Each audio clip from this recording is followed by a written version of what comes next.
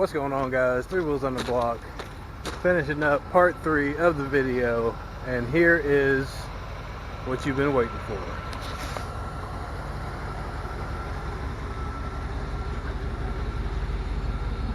Finally got old blue finished up.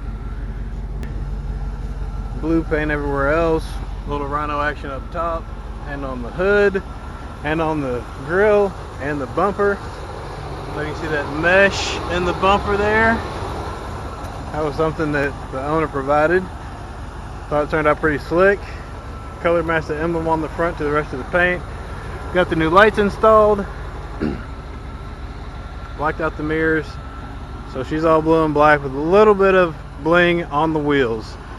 I'm happy with the way it turned out. Hopefully RJ will be as excited as I am at this point. He's on his way by to pick up the truck. We will see what he thinks when he gets here.